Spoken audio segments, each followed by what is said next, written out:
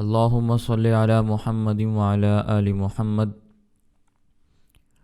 کما صلیت علی ابراہیم وعلی آل ابراہیم انک حمید مجید۔ اللہم بارک علی محمد وعلی آل محمد کما بارکت علی ابراہیم وعلی آل ابراہیم انک حمید مجید۔ اصول حدیث کے حوالے سے کچھ باتیں میں آپ کی خدمت میں عرض کر رہا تھا۔ ہمارے سامنے تذکرہ چل رہا تھا راویوں کی صفات کے اعتبار سے حدیث پاک کی تقسیم کا۔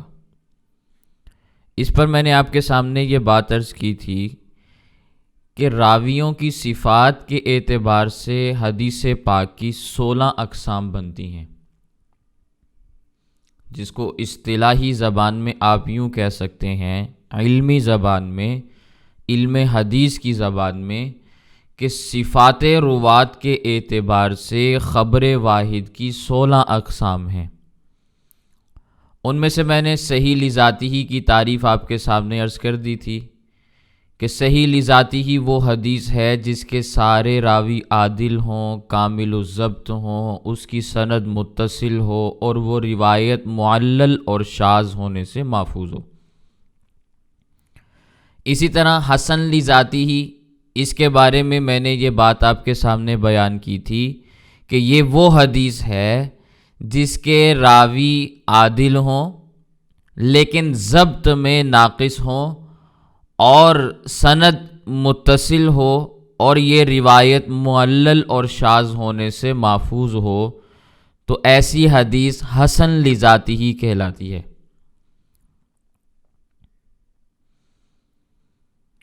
اور پھر تیسری تعریف میں نے آپ کے سامنے ضعیف کی پیش کی تھی کہ وہ حدیث پاک جس میں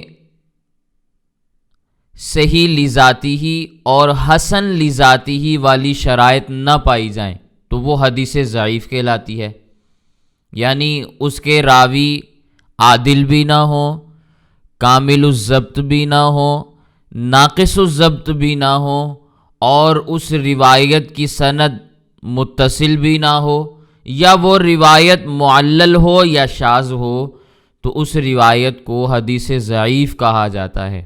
جس میں صحیح اور حسن والی شرائط نہ پائی جائیں وہ حدیث ضعیف کہلاتی ہے۔ یہ بات بھی میں نے آپ کے سامنے بیان کی تھی۔ اب ہمارے سامنے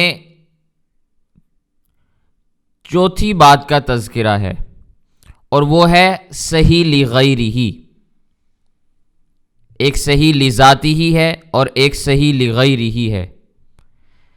صحیح لغیرہ اس حدیث حسن لذاتی ہی کو کہا جاتا ہے جس کی سندیں متعدد ہوں۔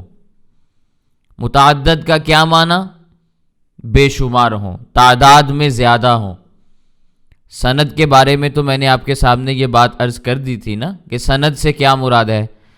سند سے مراد یہ ہے کہ وہ افراد جو حدیث پاک کو ایک بندے سے لے کر دوسرے بندے تک پہنچانے والے ہیں، بیان کرنے والے ہیں، نقل کرنے والے ہیں، وہ سند کہلاتی ہے۔ اور وہ بات یا وہ حدیث جو بیان کرنا مقصود ہوتی ہے وہ متن کہلاتا ہے۔ اس کی تعریفیں میں نے آپ کے سامنے پہلے عرض کر دی تھی۔ تو صحیح لغیرہ اس حدیث حسن لذاتی ہی کو کہا جاتا ہے۔ حسن لذاتی کس کو کہتے ہیں؟ جس کے راوی عادل ہیں لیکن ضبط بے ناقص ہیں، سند بھی متصل ہے، معلل اور شاذ بھی نہیں ہے وہ روایت۔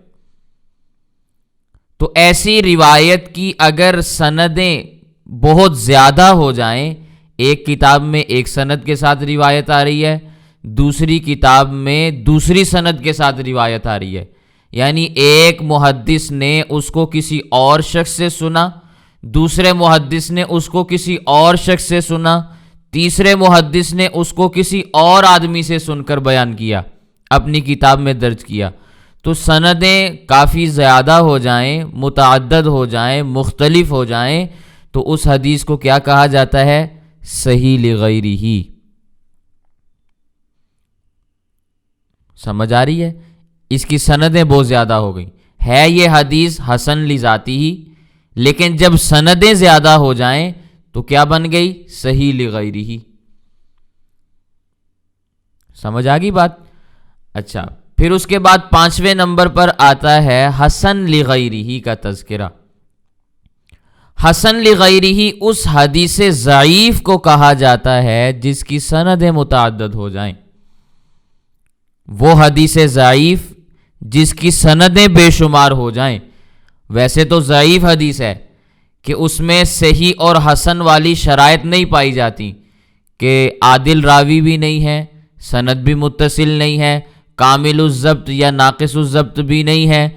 تو یہ جو شرطیں پائی جاتی ہیں حدیث ضعیف ہونے کے لیے، وہ ساری شرطیں اس میں پائی جا رہی ہیں. حدیث ضعیف ہے لیکن سندیں بے شمار ہیں. ایک راوی نے ایک انداز میں اس کو بیان کیا، وہی بات دوسرے آدمی نے، دوسرے راوی نے بھی بیان کر دی، وہی بات تیسرے آدمی نے بھی بیان کر دی. تو سندیں کئی ہو گئیں، مختلف افراد اس کو بیان کرنے والے سامنے آ گئے. تو اب اس کو کیا کہا جائے گا؟ حسن لغیرہ. صحیح لغیرہ بھی سمجھ آ گیا، حسن لغیرہ بھی سمجھ آ گیا. اب اس کے بعد نمبر آتا ہے موضوع کا. حدیث موضوع. موضوع ویسے کہتے ہیں گھڑی ہوئی چیز کو، وضع کیا گیا ہو، جس کو گھڑا گیا ہو. اچھا، اصطلاحی تعریف اس کی کیا کریں گے؟ وہ حدیث جس کے راوی پر نبی کریم صلی اللہ علیہ وسلم کی احادیث میں جھوٹ بولنے کا تان موجود ہو. تان تانا سے ہے، اس کے بارے میں یہ کہا گیا ہو، کہنے والا اس کے بارے میں یہ بات کہتا ہے کہ یہ آدمی ایسا ہے جو نبی کریم صلی اللہ علیہ وسلم کی احادیث کو جھوٹے انداز میں بیان کرتا ہے. یعنی ایک بات گھڑ لیتا ہے، نبی کریم صلی اللہ علیہ وسلم کی طرف سے بنا لیتا ہے، یا صحابہ کرام کی طرف سے اس کو بنا لیتا ہے. حقیقت میں وہ بات ہوتی نہیں ہے. گھڑنا جس کو کہا جاتا ہے، جھوٹ بولنا جس کو کہا جاتا ہے. تو یہ وہ حدیث ہے جس کے راوی پر جھوٹ بولنے کا تان موجود ہو. اس کے راوی کے بارے میں یہ کہا گیا ہو کہ اس حدیث کی سند میں فلاں راوی ہے جو حدیثوں کو گھڑا کرتا تھا، یا وہ جھوٹی حدیثیں بیان کیا کرتا تھا. تو اس قسم کا تانا، اس قسم کی بات جس آدمی کے بارے میں کتب احادیث میں محدثین کے ہاں موجود ہو، پائی جائے، تو اس حدیث کو کیا کہا جاتا ہے؟ حدیث موضوع. یہ موضوع روایت ہے. کیوں ہے موضوع؟ کہ اس کی سند میں فلاں راوی ہے، وہ جھوٹا راوی ہے، یعنی وہ نبی کریم صلی اللہ علیہ وسلم کی جانب جھوٹی باتیں منسوب کرنے والا ہے، صحابہ کرام کی جانب روایات گھڑ گھڑ کے منسوب کرنے والا ہے. تو یہ موضوع روایت ہے. وہ حدیث جس کے راوی پر نبی کریم صلی اللہ علیہ وسلم کی احادیث کے بارے میں جھوٹ بولنے کا تان موجود ہو، یا جو کسی نے خود بنا کر نبی کریم صلی اللہ علیہ وسلم یا صحابہ کرام کی طرف روایت منسوب کر دی. اصل میں اس کی کوئی حقیقت نہیں، لیکن ایک منسوب چیز ہے کہ اللہ کے نبی صلی اللہ علیہ وسلم نے یوں فرمایا. نعوذ باللہ من ذالک، اللہ کے نبی صلی اللہ علیہ وسلم نے ویسی کوئی بات ارشاد نہ فرمائی ہو. تو یہ موضوع روایت کہلاتی ہے. ٹھیک ہے. پھر اس کے بعد آتا ہے نمبر متروک کا. متروک وہ حدیث ہے جس کے راوی پر جھوٹا ہونے کی تہمت ہو. اچھا، یہ بات تو حدیث موضوع میں بھی پائی جاتی ہے کہ حدیث موضوع میں بھی جھوٹ بولنے کا تان موجود ہے نا. تو حدیث متروک میں بھی یہی چیز آ رہی ہے کہ جس کے راوی پر جھوٹا ہونے کی تہمت ہو. فرق ذہن نشین فرما لیں. موضوع روایت میں جھوٹ کی نسبت اللہ کے نبی صلی اللہ علیہ وسلم کی جانب کی جاتی ہے کہ یہ بات اللہ کے نبی صلی اللہ علیہ وسلم نے بیان کی، یا اللہ کے نبی صلی اللہ علیہ وسلم کے صحابہ نے بیان کی. حالانکہ وہ بات ویسے حقیقت میں موجود نہیں ہوتی۔ یہ موضوع روایت ہے، ٹھیک ہے۔ متروک میں کیا ہے؟ راوی پر جھوٹا ہونے کی تہمت ہے کہ یہ راوی عمومی طور پر اپنی زندگی میں عام طور پر لوگوں کے ساتھ معاملات کرتے ہوئے جھوٹ بولتا ہے۔ اس نے فلاں معاملہ کیا تھا تو اس میں جھوٹ بولا تھا، فلاں شخص نے اس کے جھوٹا ہونے کی گواہی دی ہے۔ تو عمومی طور پر جو راوی جھوٹا ہونے کی حالت میں پایا جائے یا اس کے بارے میں جھوٹ کی بات منسوب کر دی جائے تو روایات میں بھی ظاہر ہے پھر وہ جھوٹ بولتا ہوگا۔ تو یہ دونوں میں فرق ہے، موضوع اور متروک میں۔ وہ حدیث جس کے راوی پر جھوٹا ہونے کی تہمت ہو، یا پھر یہ وہ روایت ہوتی ہے جو قواعد معلومہ فی الدین کے مخالف ہو، یعنی ایک قاعدہ، ایک رول، ایک ضابطہ شریعت کے ہاں مقرر شدہ ہے کہ دین میں ہم نے اس ضابطے کے مطابق چلنا ہے، لیکن ایک حدیث ایسی آ جاتی ہے جو اس ضابطے کے، اس قاعدے کے، اس رول کے خلاف ہوتی ہے، حالانکہ وہ قاعدہ، وہ کلیہ، وہ ضابطہ ایسا ہے کہ اگر اس کو آپ ہٹا دیں، گرا دیں، ختم کر دیں، اس کا انکار کر دیں تو دین کا بیڑا غرق ہو جاتا ہے۔ اتنی بنیادی بات ہے، اسے کہا جاتا ہے قواعد معلومہ فی الدین۔ کوئی روایت اس قسم کی آ گئی جو اس قسم کے قواعد اور ضوابط کے خلاف ہے، تو اب اس روایت کے بارے میں کیا کہا جائے گا کہ یہ روایت متروک ہے، اس لیے کہ ہو سکتا ہے اس کے راوی نے جھوٹی بات بیان کی ہو۔ تو جو روایت قواعد معلومہ فی الدین کے خلاف ہو اس روایت کو متروک حدیث کہا جاتا ہے، ٹھیک ہے۔ ویسے متروک کا لفظ ترک سے نکلا ہے، چھوڑ دینا، کسی چیز کو نظر انداز کر دینا۔ تو یہ متروک کی تعریف میں نے آپ کے سامنے عرض کی۔ پھر اس کے بعد نمبر ہے شاذ کا۔ شاذ کا تو کیا معنی ہے اس شاذ کا؟ کہ وہ حدیث جس کا راوی خود تو ثقہ ہے، خود ثقہ راوی ہے، بہترین راوی ہے، اس کے اندر ساری صفات جو ایک راوی کے اندر پائی جانی چاہیے وہ موجود ہیں، اس کی روایت کو عموماً قبول بھی کیا جاتا ہے، لیکن کبھی کبھار ایسا ہو جاتا ہے کہ وہ ثقہ راوی کسی ایسی ثقہ جماعت کی مخالفت کر لیتا ہے جو اس سے بھی زیادہ ثقہ ہیں، جو اس سے بھی زیادہ بڑے محدث ہیں۔ عام جملوں میں اس کو آپ یوں ہی سمجھ سکتے ہیں کہ ایک محدث ہے، عمومی طور پر اس کو بڑا محدث سمجھا جاتا ہے،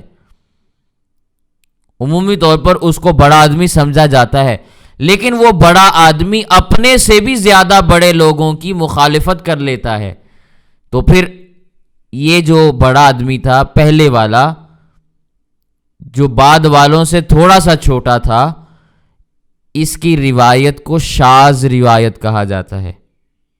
اس نے جو حدیث بیان کی ہوتی ہے اس کو شاذ کہا جاتا ہے، یعنی وہ حدیث جس کا راوی خود ثقہ ہے مگر ایک ایسی ثقہ جماعت کی مخالفت کر رہا ہے جو اس سے زیادہ ثقہ ہیں، کیونکہ ایک طرف ایک ثقہ راوی ہے، دوسری طرف 10 ثقہ راوی ہیں، یا ایک سے زائد ثقہ راوی ہیں، 2 ہیں، 3 ہیں، 4 ہیں، تو بہرحال جہاں پر ثقہ راویوں کی تعداد زیادہ ہوگی اسی روایت کو قبول کیا جائے گا نا، اسی روایت کا درجہ بلند ہوگا، بجائے اس کے کہ جس طرف ایک آدمی ہے، بے شک وہ ثقہ راوی ہیں لیکن وہ ایک بڑی جماعت کے خلاف ایک دوسری روایت کو بیان کرنے والے ہیں، تو پھر ان کی روایت کو نہیں لیا جائے گا، ان کی روایت کو کہا جاتا ہے کہ یہ شاذ روایت ہے۔ سمجھ آ گئی بات؟ تو یہ چند ایک تعریفیں میں نے آپ کے سامنے عرض کی ہیں اصول حدیث کے حوالے سے، انشاءاللہ اگلے سبق میں باقی بھی آپ کے سامنے آ جائیں گی۔ تو آہستہ آہستہ یہ تعریفیں اپنے ذہن میں بٹھائیں، ان کو یاد کریں اچھے انداز میں، اور ان پر کسی کا کوئی سوال ہو تو وہ سوال پوچھ سکتے ہیں، انشاءاللہ اس کا بہترین انداز میں ہم جواب بھی دیں گے۔ خیر آ جائیں کتاب کی جانب. آج آپ کے سامنے باب ہے باب الوضوء فی الاستنجاء. باب الوضوء فی الاستنجاء. استنجا کہتے ہیں نجاست زائل کرنے کو. استنجا کس کو کہتے ہیں؟ ہم واش روم میں جاتے ہیں، غسل خانے میں جاتے ہیں، جہاں جا کے ہم قضائے حاجت کرتے ہیں، اپنے جسم سے گندگی باہر نکالتے ہیں، تو اس کے بعد ہم اپنے جسم کو دھوتے ہیں، صاف کرتے ہیں، صفائی کرتے ہیں، طہارت حاصل کرتے ہیں. اس طہارت حاصل کرنے کو استنجا کہا جاتا ہے. باب الوضوء فی الاستنجاء. روایت دیکھیں. اللہم صلی علی محمد النبی الامی وعلی آلہ وسلم تسلیما. اخبرنا مالک اخبرنا یحیی بن محمد بن طحلاء عن عثمان بن عبد الرحمن انہ اباہ اخبرہ انہ سمع عمر بن الخطاب رضی اللہ تعالی عنہ یتوضأ وضوءا لما تحت ازارہ. اخبرنا مالک اخبرنا یحیی بن محمد بن طحلاء عن عثمان بن عبد الرحمن انہ اباہ اخبرہ انہ سمع عمر بن الخطاب رضی اللہ تعالی عنہ یتوضأ وضوءا لما تحت ازارہ. حضرت امام محمد رحمہ اللہ حضرت امام مالک رحمہ اللہ کی سند سے عثمان بن عبد الرحمن سے روایت نقل کرتے ہیں کہ ان کے والد حضرت عبد الرحمن نے انہیں یہ خبر دی کہ انہوں نے حضرت عمر بن خطاب رضی اللہ تعالیٰ عنہ کے متعلق یہ بات سنی کہ وہ اپنی چادر کے نیچے سے استنجا کیا کرتے تھے، یعنی وہ اپنی چادر کے نیچے سے پانی استعمال کیا کرتے تھے. امام محمد رحمہ اللہ نے امام مالک رحمہ اللہ کے حوالے سے یہ خبر بیان کی حضرت عثمان بن عبد الرحمن رحمہ اللہ کے حوالے سے کہ ان کے والد حضرت عبد الرحمن نے انہیں یہ خبر دی کہ انہوں نے حضرت عمر بن خطاب رضی اللہ تعالیٰ عنہ کے متعلق یہ بات سنی کہ وہ اپنی چادر ایزاری ہی اپنی چادر تحت نیچے کہ وہ اپنی چادر کے نیچے سے استنجا میں پانی استعمال کر لیا کرتے تھے. وضوءاً یہاں پانی کے معنی میں ہے، ٹھیک ہے، وضوءاً پانی کو کہا جاتا ہے. قال محمد رحمہ اللہ تعالی وبہذا نأخذ والاستنجاء بالماء احب الینا من غیرہ وہو قول ابی حنیفہ رحمہ اللہ تعالی. قال محمد وبہذا نأخذ والاستنجاء بالماء احب الینا من غیرہ وہو قول ابی حنیفہ رحمہ اللہ تعالی. حضرت امام محمد رحمہ اللہ فرماتے ہیں کہ ہم بھی اسی بات کو لیتے ہیں. وبہذا نأخذ ہم بھی اسی بات کو لیتے ہیں، اور پانی سے استنجا کرنا ہمارے نزدیک دوسرے طریقوں سے استنجا کرنے سے افضل ہے. یہی حضرت امام اعظم ابو حنیفہ رحمہ اللہ کا قول ہے. امام محمد رحمہ اللہ فرماتے ہیں کہ ہم بھی اسی مسئلے کو لیتے ہیں جو اس روایت میں بات بیان کی گئی، اور ہمارے نزدیک پانی سے استنجا کرنا زیادہ پسندیدہ ہے دوسرے طریقوں سے استنجا کرنے سے. یہی حضرت امام اعظم ابو حنیفہ رحمہ اللہ کا مذہب ہے. اب اس روایت کے اعتبار سے اگر رجال الحدیث کی بات کی جائے، حدیث کے راویان کا تذکرہ کیا جائے، تو ان میں پہلا نام ہے یحییٰ بن محمد بن طحلاء کا. حضرت امام یحییٰ بن محمد بن طحلاء مدنی صحابی ہیں، قبیلہ تیم سے تعلق رکھتے ہیں، ٹھیک ہے. صحیح ابن حبان میں ان کو ثقہ راویوں میں شمار کیا گیا ہے، اور ان کا شمار تابعین میں ہوتا ہے. تابعین میں سے ہیں، ثقہ راویوں میں سے ہیں، مدنی ہیں، قبیلہ تیم سے تعلق رکھتے ہیں۔ نام کیا ہے؟ یحییٰ بن محمد بن طحلہ نور اللہ مرقدہ۔ دوسرا تذکرہ ہے حضرت عثمان بن عبد الرحمن، حضرت عثمان بن عبد الرحمن،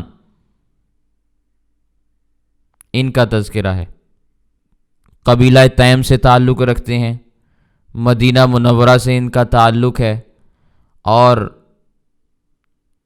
حضرت عبید اللہ تیمی صحابی رسول ہیں، اللہ کے نبی صلی اللہ علیہ وسلم کے صحابی ہیں، یہ ان کے صاحبزادے ہیں، صحابی رسول ہیں، اور حضرت عبید اللہ تیمی ان کے صاحبزادے ہیں۔ اور آپ نے واقعہ سنا ہوگا حضرت عبداللہ بن زبیر رضی اللہ تعالیٰ عنہ کا، یزید کے دور میں مکہ مکرمہ میں خلافت کا اعلان کرنے والے حضرت عبداللہ بن زبیر رضی اللہ تعالیٰ عنہ تھے۔ آپ نے یہ بات سنی ہے؟ نہیں سنی تو آپ محرم الحرام والے میرے دروس سنیں، وہ بہت ضروری ہیں۔ جب لوگ یہ بات کہتے ہیں نا کہ نکلا تو پھر علی کا بیٹا، کسی اور کو تو ہمت نہیں ہوئی نا میدان میں آنے کی، تو ان کے لیے یہ بات ہے کہ حضرت عبداللہ بن زبیر رضی اللہ تعالیٰ عنہ نے مکہ مکرمہ میں یزید کے خلاف خلافت کا اعلان کیا تھا۔ حضرت حسین رضی اللہ تعالیٰ عنہ نے خلافت کا اعلان نہیں کیا نا، کوئی بندہ یہ بات ثابت نہیں کر سکتا کہ حضرت حسین رضی اللہ تعالیٰ عنہ یزید کے خلاف خروج کرنے کے لیے نکلے تھے، یعنی اس کی حکومت کو چیلنج کرتے ہوئے اور اس کی حکومت کو گرانے کے لیے اور اپنی خلافت قائم کرنے کے لیے نکلے۔ کوئی بات یہ ثابت نہیں کر سکتا۔ حضرت حسین رضی اللہ تعالیٰ عنہ کے نکلنے کے مقاصد کچھ اور تھے، اور ان کا میں نے تفصیل کے ساتھ تذکرہ کیا ہے، لیکن لوگ آج کے زمانے میں یہ تاثر دیتے ہیں کہ حضرت حسین رضی اللہ تعالیٰ عنہ یزید کی خلافت کو گرانے کے لیے، یزید کی حکومت کو چیلنج کرنے کے لیے، اس سے لڑنے کے لیے میدان میں نکلے تھے۔ تو پھر وہ اگلی بات بھی کہتے ہیں کہ صرف علی کا بیٹا ہی میدان میں آیا، کسی اور کو ہمت نہیں ہوئی، حالانکہ بڑے بڑے لوگ موجود تھے۔ تو وہ یہ بات کر کے وہ ثابت یہ کرنا چاہ رہے ہوتے ہیں کہ باقی سب نعوذ باللہ من ذالک، نعوذ باللہ من ذالک، جو ان کا نظریہ اور ان کا عقیدہ ہے، وہ کہتے تھے یہ سب بے ایمان ہیں۔ تو ان کے لیے یہ بات عرض ہے کہ حضرت عبداللہ بن زبیر رضی اللہ تعالیٰ عنہ نے مکہ مکرمہ میں خلافت کا اعلان کیا تھا کہ ہم یزید کی حکومت کو تسلیم نہیں کرتے جب تک صالح حکمران کوئی اور نہیں آ جاتے، میں تمہارا خلیفہ ہوں۔ لوگوں نے بیعت بھی کی، مکہ مکرمہ کے سارے افراد حضرت عبداللہ بن زبیر رضی اللہ عنہ کے ہاتھ پہ بیعت کرنے والے تھے۔ سمجھ آئی؟ اور ایک بات اور بھی عرض کر دوں، یہ محرم الحرام کے حوالے سے باتیں ہیں، لیکن ہمارے تذکرے کوئی محرم کے ساتھ خاص تھوڑی ہیں۔ حضرت حسین رضی اللہ تعالیٰ عنہ بھی مکہ مکرمہ میں حضرت عبداللہ بن زبیر رضی اللہ تعالیٰ عنہ سے مل کے آ رہے تھے۔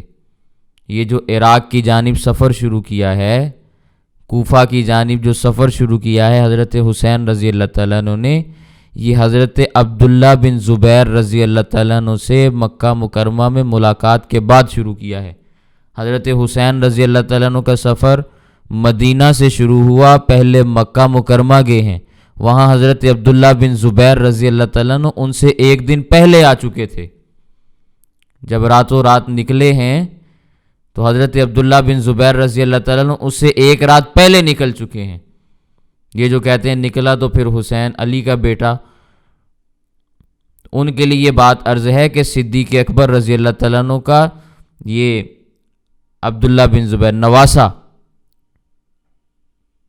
ایک اللہ کے نبی صلی اللہ علیہ وسلم کے نواسے ہیں نا حضرت حسین، اور ایک اللہ کے نبی صلی اللہ علیہ وسلم کے جانثار سیدنا صدیق اکبر رضی اللہ تعالیٰ عنہ کے نواسے ہیں حضرت عبداللہ بن زبیر۔ انہوں نے ڈٹ کر مخالفت بھی کی، خلافت کا اعلان بھی کیا، بیعت بھی لی، اور یہ بیعت حضرت حسین رضی اللہ تعالیٰ عنہ کے وہاں سے تشریف لے جانے کے بعد ہوئی ہے، خلافت کا اعلان بھی ان کے وہاں سے چلے جانے کے بعد کیا ہے۔ حضرت حسین رضی اللہ تعالیٰ عنہ کی موجودگی میں وہ اپنی خلافت کا اعلان نہیں کر سکتے تھے۔ حضرت حسین رضی اللہ تعالیٰ عنہ کو انہوں نے وہاں روکا ہے کہ حضرت آپ یہاں رک جائیں، ہم یہاں پہ یہ کام کرتے ہیں کہ اپنی خلافت کا اعلان کر دیتے ہیں، آپ ہمارے بڑے ہیں، آپ یہاں رہیں، ہم آپ کے ہاتھ پہ بیعت کرتے ہیں۔ لیکن حضرت حسین رضی اللہ تعالیٰ عنہ کا یہ مقصد ہی نہیں تھا، وہ اپنی بیعت کروانا ہی نہیں چاہتے تھے، وہ اپنی خلافت چاہتے ہی نہیں تھے۔ اگر چاہتے ہوتے تو وہ یہ سفر نہ کرتے، بلکہ مکہ مکرمہ میں ہی ٹھہر جاتے اور وہیں پر ان کے ہاتھ پہ ان کے جانثار صحابہ کرام اور صحابہ کی اولادیں بیعت کر لیتی اور وہ وہاں کے خلیفہ بن جاتے۔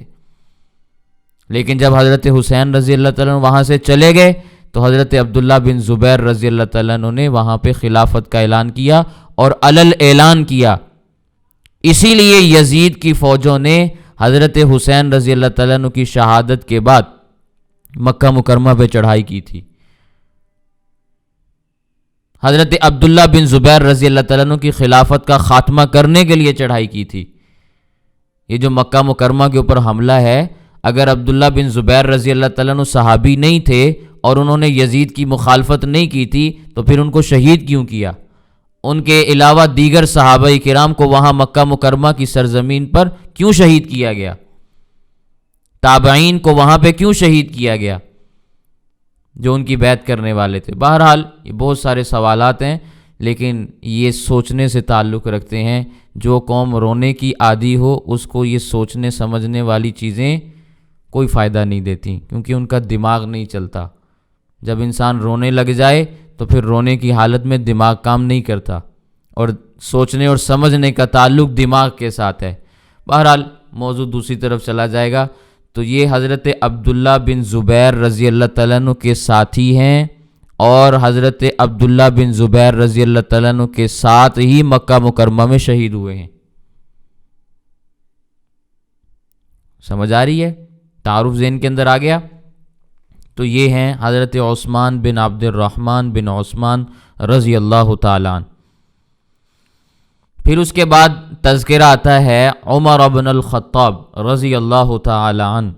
ابو حفص کنیت ہے، قریشی خاندان سے تعلق رکھتے ہیں، 10 مبشرہ میں سے ہیں، خلفائے راشدین میں سے دوسرے خلیفہ راشد ہیں، لقب فاروق اعظم ہے، 36ویں یا بعض روایات کے مطابق 40ویں نمبر پر اسلام قبول کرنے والے صحابی ہیں۔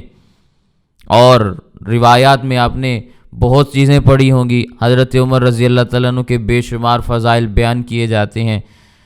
اسلام لانے سے اسلام کو کیسی تقویت ملی، اللہ تعالیٰ نے کیسی عروج اور بلندی عطا فرمائی، کیسے بہادر اور نڈر انسان تھے، ہر شخص جانتا ہے، ہر مسلمان جانتا ہے۔ اور سیدنا نبی کریم صلی اللہ علیہ وسلم کی مراد تھے، باقی سارے مرید بن کے آئے، عمر رضی اللہ تعالیٰ عنہ کیسے آئے؟ مراد بن کے آئے، یہ مراد نبوت کے نتیجے میں آئے ہیں۔ اللہ کے نبی صلی اللہ علیہ وسلم نے اللہ تعالیٰ سے دعا کر کے مانگا ہے کہ اللہ عمر بن خطاب دے دے یا عمر بن حشام دے دے، جسے ابو جہل کہا جاتا ہے، ان دونوں میں سے ایک آدمی دے دے تاکہ تیرے دین کی تقویت، تیرے دین کو تقویت مل جائے، تیرے دین کی نصرت ہو جائے، مدد ہو جائے۔ تو مانگ کے لیا ہے، اور اللہ کے نبی صلی اللہ علیہ وسلم نے اللہ سے ایک ہی مانگا، اللہ نے دیا بھی ایک ہی۔ دونوں مانگتے تو شاید دونوں مل جاتے، اور یقیناً مل جاتے، اس لیے کہ اللہ تعالیٰ نبی کریم صلی اللہ علیہ وسلم کی دعا کو رد نہیں فرماتے، لیکن چاہیے ہی ایک تھا کہ جس سے اسلام کو تقویت مل جاتی، تو اللہ نے دیا بھی ایک، مانگا بھی ایک، ملا بھی ایک، اور وہ ملا کون؟ سیدنا فاروق اعظم رضی اللہ تعالیٰ عنہ، جن کے بارے میں لوگ آج لمبی لمبی زبانیں نکالتے ہیں۔ سیدنا صدیق اکبر رضی اللہ تعالیٰ عنہ کے بعد دوسرے خلیفہ مقرر ہوئے، صحابہ کرام کے اتفاق کے ساتھ مقرر ہوئے۔ صحابہ کرام کا اتفاق بھی تھا، اور سیدنا صدیق اکبر رضی اللہ تعالیٰ عنہ کی نامزدگی بھی تھی کہ میں تمہارے بعد عمر کو تمہارا خلیفہ مقرر کرتا ہوں، میں تمہارے بعد عمر کو تمہارا خلیفہ مقرر کرتا ہوں۔ یہ سیدنا فاروق اعظم، یہ سیدنا صدیق اکبر رضی اللہ تعالیٰ عنہ فیصلہ فرما کے گئے تھے، پھر صحابہ کرام نے اسی فیصلے کو برقرار رکھا اور سیدنا عمر رضی اللہ تعالیٰ عنہ کو خلیفہ بنایا۔ اب یہ بات بھی، اس پر جتنے اشکالات جوابات ہوتے ہیں وہ میں سارے محرم الحرام میں بیان کر چکا ہوں، تو یہاں میں تذکرہ کروں گا تو سارا سبق پھر اسی میں گزر جائے گا۔ تو خیر، سیدنا صدیق اکبر رضی اللہ تعالیٰ عنہ کا وہ فیصلہ نبوت کے فیصلوں کے عین مطابق تھا، وہ کوئی ان کی غلطی نہیں تھی، یا انہوں نے کوئی دین کے خلاف کام نہیں کیا کہ اللہ کے نبی صلی اللہ علیہ وسلم تو جاتے ہوئے حضرت کسی آدمی کو خلیفہ بنا کے نہیں گئے، بلکہ کہا کہ بھی آپس میں مشورہ کر کے کسی کو بنا لینا، تو صحابہ نے سیدنا صدیق اکبر رضی اللہ تعالیٰ عنہ کا انتخاب کر لیا۔ تو جب اللہ کے نبی صلی اللہ علیہ وسلم نہیں بنا کے گئے تو سیدنا صدیق اکبر رضی اللہ تعالیٰ عنہ کو بھی نہیں بنانا چاہیے تھا، لیکن سیدنا صدیق اکبر رضی اللہ تعالیٰ عنہ نے بنایا۔ اب اس کا جواب آپ کو وہاں ملے گا، ٹھیک ہے، وہاں آپ کو جواب مل جائے گا اس کا۔ نبی کریم صلی اللہ علیہ وسلم کے فیصلے کی سیدنا صدیق اکبر رضی اللہ تعالیٰ نے مخالفت نہیں کی، بلکہ اللہ کے نبی صلی اللہ علیہ وسلم کے اس فیصلے کو سمجھا ہے، اجتہاد کیا ہے، اصل مسئلے تک پہنچے ہیں کہ اللہ کے نبی صلی اللہ علیہ وسلم نے فیصلہ کیوں نہیں کیا تھا، اس بات تک پہنچے، پھر اسی بات کے اوپر اپنی بات کرتے ہوئے انہوں نے مقرر کر دیا، کیونکہ بات وہی تھی۔ اللہ کے نبی صلی اللہ علیہ وسلم نے مقرر نہ فرما کر بہتر کیا، سیدنا صدیق اکبر رضی اللہ تعالیٰ نے فرما کر بہتر کیا، مقرر کر کے بہترین فیصلہ کیا۔ دونوں کی علتیں ایک ہیں۔ اب وہ علت کیا ہے، یہ آپ کے لیے ایک سوالیہ نشان ہے، کیونکہ وہاں جب آپ سبق میں اس کو سننے لگیں گے، کھولیں گے، تو آپ کو اور بے شمار باتیں سننے کو ملیں گی۔ اس لیے میں نے حوالہ دیا کہ یہ بات بھی آپ وہاں جا کے سنیں، تاکہ آپ کے علم کے اندر اور زیادہ اضافہ ہو جائے۔ ایسا ہے کہ نہیں ہے؟ سسپینس ڈالا جاتا ہے کہ نہیں ڈالا جاتا؟ تو جن کو علمی طور پر یہ چیزیں چاہیے اور جن کا علم کا ذوق ہے، وہ پھر وہاں دیکھیں گے تو ان کو بات سمجھ میں آ جائے گی۔ خیر، یہ سیدنا فاروق اعظم رضی اللہ تعالیٰ عنہ ہیں، ان کے دور خلافت میں اسلام دور دور تک پھیلا۔ تقریباً 22 لاکھ مربع میل کا علاقہ ہے جس کے واحد حکمران سیدنا فاروق اعظم رضی اللہ تعالیٰ عنہ تھے۔ پھر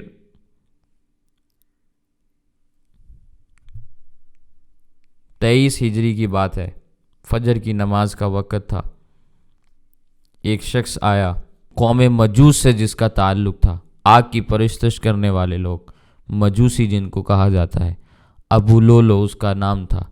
اس نے سیدنا فاروق اعظم رضی اللہ تعالیٰ عنہ پہ خنجر کے وار کیے، زخمی کر دیا۔ انہی زخموں کی تاب نہ لاتے ہوئے چند دن حالت بیماری میں گزارنے کے بعد یکم محرم الحرام کو دنیا سے تشریف لے گئے، شہید ہو گئے، اور اللہ کے نبی صلی اللہ علیہ وسلم کے روضہ اقدس میں پھر انہیں دفن کر دیا گیا۔ اللہ تعالیٰ ان کی قبر پر کروڑوں رحمتیں نازل فرمائے۔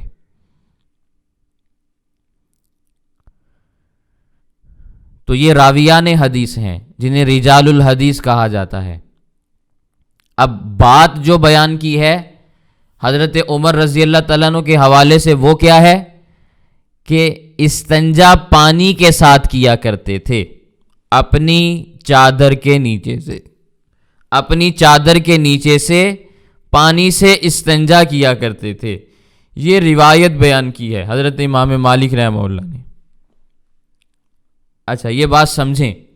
میں انشاءاللہ کل کے سبق میں، آئندہ سبق میں، کل تو چھٹی ہے، آئندہ سبق میں میں آپ کے سامنے دلائل لے کر آؤں گا کہ کن کن چیزوں سے استنجا جائز ہے۔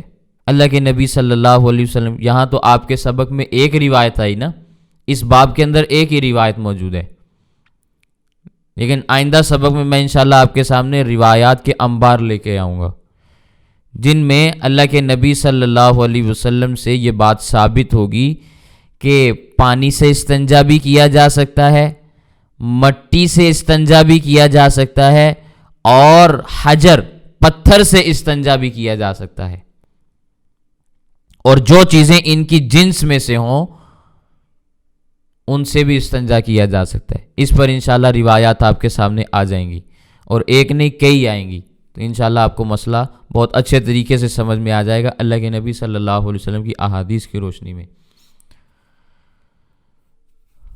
تو بات یہ ہے کہ استنجا پانی سے بھی جائز ہے، استنجا مٹی کے ڈھیلے سے بھی جائز ہے، اور استنجا کرنا پتھر کے ساتھ یہ بھی جائز ہے۔ سمجھ آ گئی بات؟ یہ سارے کے سارے جائز طریقے ہیں۔ اس روایت کو امام مالک رحمہ اللہ نے بیان کیا، تو یہ حدیث بیان کر کے وہ ان لوگوں پر رد کرنا چاہتے ہیں جو یہ بات بیان کیا کرتے تھے کہ حضرت عمر رضی اللہ تعالیٰ عنہ اور دیگر مہاجرین صحابہ کرام وہ استنجا بالاحجار کیا کرتے تھے، یعنی پتھروں کے ساتھ جو صحابہ کرام کی جانب استنجا کرنا منسوب ہوتا ہے، حضرت امام مالک رحمہ اللہ نے اس کی تردید کے لیے حضرت عمر رضی اللہ تعالیٰ عنہ کی یہ روایت بیان کر دی کہ حضرت عمر رضی اللہ تعالیٰ عنہ تو پانی استعمال کیا کرتے تھے، تو آپ کیسے کہہ سکتے ہیں کہ حضرت عمر رضی اللہ تعالیٰ عنہ پتھر کے ساتھ استنجا کیا کرتے تھے؟ اس کا جواب انشاءاللہ آئندہ سبق میں آپ کے سامنے آ جائے گا۔ لیکن بہرحال امام مالک رحمہ اللہ یہ بات سمجھتے ہیں کہ استنجا بالماء یہ زیادہ پسندیدہ ہے، پانی کے ساتھ استنجا کرنا، بجائے اس کے کہ آپ پتھر کا وہاں پہ استعمال کریں۔ اس سے ہاتھ میں گندگی بھی لگ جاتی ہے، ہاتھ سے بدبو بھی آتی ہے۔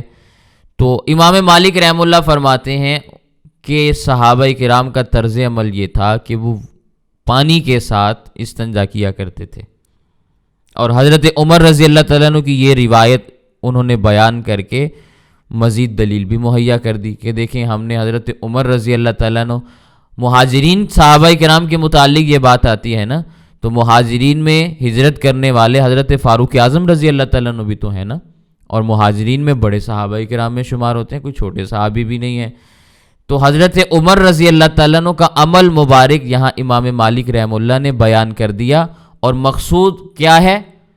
مقصود یہ ہے کہ استنجا بالاحجار ان کے ہاں پسندیدہ نہیں ہے۔ جو صحابہ کرام کی جانب اس قسم کی روایات منسوب کرتے ہیں، تو امام مالک رحمہ اللہ نے ان کے خلاف ایک روایت کو یہاں پہ بیان کر دیا۔ حالانکہ بات یہ ہے کہ ائمہ اربعہ یعنی چاروں ائمہ جن میں خود حضرت امام مالک بھی شامل ہیں، ان کے ہاں سبھی کے ہاں استنجا بالاحجار کا ثبوت ملتا ہے، پتھر کے ساتھ آپ استنجا کر سکتے ہیں۔ امام شافعی رحمہ اللہ کا بھی مذہب ہے، اس میں بھی جواز ملتا ہے۔ امام مالک رحمہ اللہ کی پسندیدہ روایت پانی والی ہے جو آپ کے سامنے موجود ہے، البتہ استنجا بالاحجار بھی جائز ہے۔ اسی طرح حضرت امام اعظم ابو حنیفہ رحمہ اللہ کا مذہب ہے، ان کے نزدیک بھی حضرت امام محمد رحمہ اللہ کیا فرماتے ہیں؟ وَبِهَذَا نَأْخُذُ وَالْإِسْتِنْجَاءُ بِالْمَاءِ أَحَبُّ إِلَيْنَا، ہمارے نزدیک بھی استنجا بالماء یعنی پانی کے ساتھ شرمگاہ کو دھونا یہ زیادہ پسندیدہ ہے، لیکن استنجا بالاحجار بھی جائز ہے۔ ٹھیک ہے، اسی طرح استنجا بالطین، مٹی کے ساتھ استنجا کرنا وہ بھی جائز ہے، اور اسی طرح حضرت امام احمد بن حنبل رحمہ اللہ کا بھی مذہب ہے، ان کے نزدیک بھی جائز ہے۔ تو ائمہ اربعہ کے جتنے بھی امام ہیں، چاروں کے چار ائمہ اربعہ میں چار امام آتے ہیں نا، تو ان سب کے نزدیک استنجا بالاحجار جائز ہے، ثابت ہوتا ہے۔ ٹھیک ہے، ہاں پھر آگے تفصیلات چلتی ہیں کہ استنجا بالاحجار کب جائز نہیں ہے، پھر اس میں تفصیلیں آتی ہیں، تفصیلات بیان کی جاتی ہیں کہ بھی اگر گندگی ایسی ہو کہ جو اپنے مخرج سے نکلنے والی جگہ سے پھیلی ہوئی ہو۔ کبھی ہوتا ہے نا انسان کے ساتھ کوئی معاملہ پیش آ جاتا ہے، گندگی پھیل جاتی ہے، تو جب گندگی پھیلی ہوئی ہو تو پھر پانی کو ہی استعمال کیا جائے گا، اس کے علاوہ صفائی نہیں ہو سکتی، ممکن نہیں ہے، اچھے طریقے سے آپ طہارت حاصل نہیں کر سکتے۔ اور اگر تو وہاں پہ اس موقع پہ آپ استنجا بالاحجار بھی نہیں کر سکتے، پتھر کا استعمال بھی نہیں کر سکتے۔ ٹھیک ہے، تو اس کے علاوہ جو مواقع ہیں جب نجاست مخرج سے تجاوز نہ کرے، تو پھر استنجا بالاحجار بھی جائز ہے، مٹی کے ساتھ بھی جائز ہے، پانی کے ساتھ کرنا چاہیں تو یہ سب سے بہترین چیز ہے۔ سمجھ آ رہی ہے؟ تو سارے کے سارے ائمہ اس بات کے اوپر متفق ہیں، اس میں اختلاف صرف اور صرف اس بات میں ہے کہ افضل چیز کون سی ہے، افضل چیز کون سی ہے۔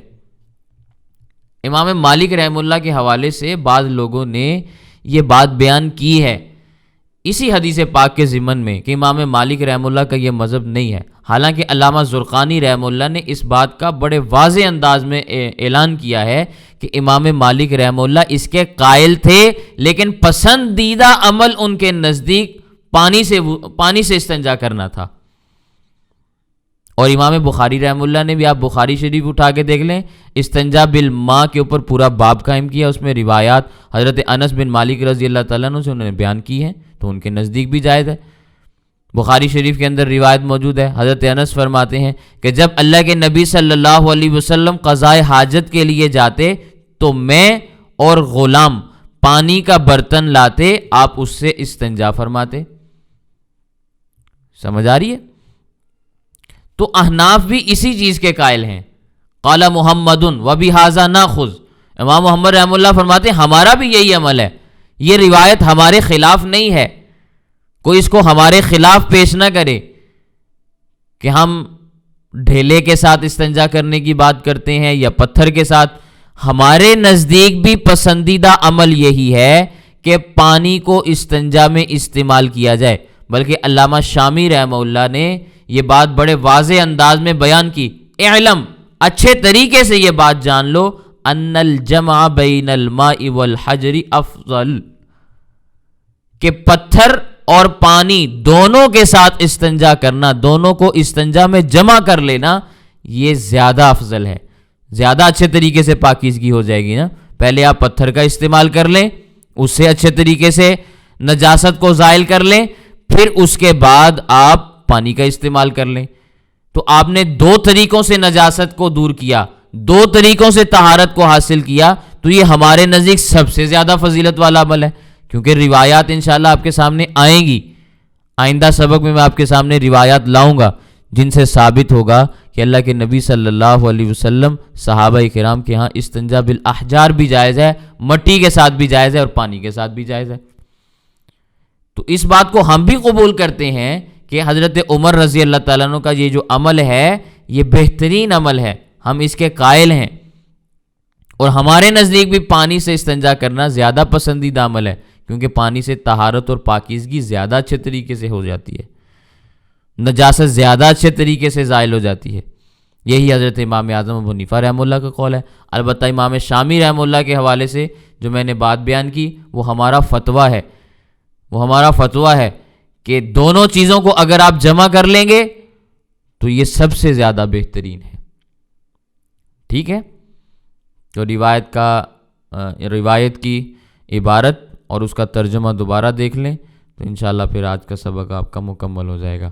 اخبرنا مالکن اخبرنا یحیی بن محمد بن طحلاء عن عثمان بن عبد الرحمن انہ اباہ اخبرہ انہ سمع عمر بن الخطاب رضی اللہ تعالی عنہ یتوضأ وضوءا لما تحت ازارہ۔